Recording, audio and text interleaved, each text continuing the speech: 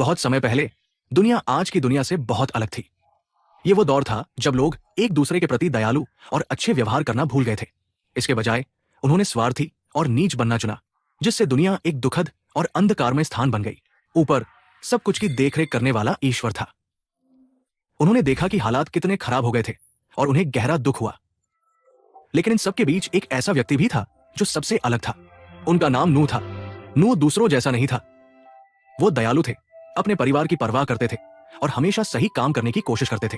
उसकी अच्छाई के कारण ईश्वर ने उस पर ध्यान दिया। एक दिन परमेश्वर ने नूह से बात की। उसने नूह को एक बड़ी योजना के बारे में बताया, जिसके तहत वो एक भीषण बाढ़ से दुनिया को पूरी तरह से साफ कर देगा।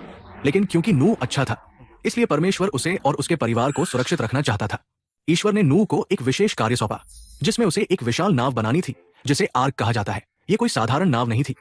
ये इतनी बड़ी होनी थी कि इसमें नूह का परिवार और दुनिया में पाए जाने वाले हर प्रकार के जानवर के दो दो जोड़े समा सके। नोआ ने काम करना शुरू कर दिया। भले ही उसके आसपास के लोग ये नहीं समझ पा रहे थे कि ऐसा क्यों हो रहा है। वे उस पर हंसे, ये सोचकर कि वो मूर्ख है। लेकिन नूह को कोई फर्क नहीं पड़ा।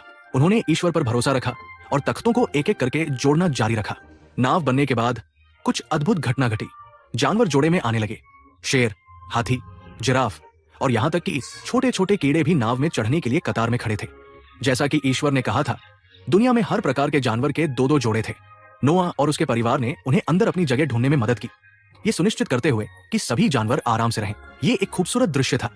सभी विभिन्न जानवर शांतिपूर्वक एक साथ रह रहे थे। फिर आसमान में अंधेरा छाने लगा और बारिश की पहली बूंदें गिरने लगी। इतनी बारिश हुई जितनी पहले कभी नहीं हुई थी। 40 दिन और 40 रात तक दिन रात आकाश से जल बरसता रहा।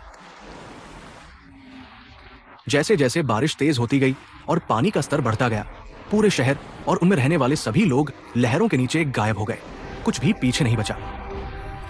नाव के अंदर नूह, उसका परिवार और सभी जानवर सुरक्षित और सूखे थे।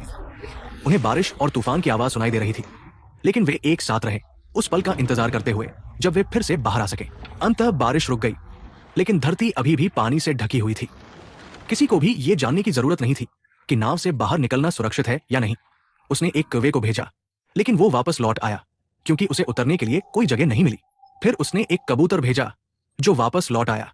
नूह ने थोड़ी देर और इंतजार किया और कबूतर को दोबारा बाहर भेज दिया। इस बार ये एक जैतून का पत्ता वापस लेकर आया, जिसका मतलब था कि पानी कम हो रहा था और जीवन फिर से पनपने लगा था। कुछ ही देर में नाव एक पर्वत की चोटी पर आकर रुक गई। अंततः धरती इतनी सूख गई थी कि वे अपना बड़ा लकड़ी का घर छोड़कर बाहर निकल सके। नूह ने अपने परिवार और सभी जानवरों के साथ जहाज का दरवाजा खोला और नरम कीचड़ भरी जमीन पर कदम रखा। उन्होंने अपने पैर फैलाए और ताजी हवा में गहरी सांसें ली। दुनिया साफ सुथरी और नई लग रही थी, मानो कोई खाली पन्ना कहानियों से भरे जाने की प्रतीक्षा कर रहा हो। फूल खिलने लगे और पेड़ फिर से लंबे और हरे भरे होने लगे। जब नूह और उसका परिवार नई धरती पर खड़ा था, तब परमेश्वर ने नूह से फिर बात की। उन्होंने एक बहुत ही खास वादा किया। ईश्वर ने वादा किया कि वो फिर कभी पूरी पृथ्वी को जलमग्न करने के लिए बाढ़ नहीं भेजेगा, और इस वादे के प्रतीक के रूप में उसने आकाश में एक इंद्रधनुष बना दिया। ये चमकीला और रंगीन था, जो हर जीवित प्राणी के प्रति ईश्वर के प्रेम की याद दिलाता था।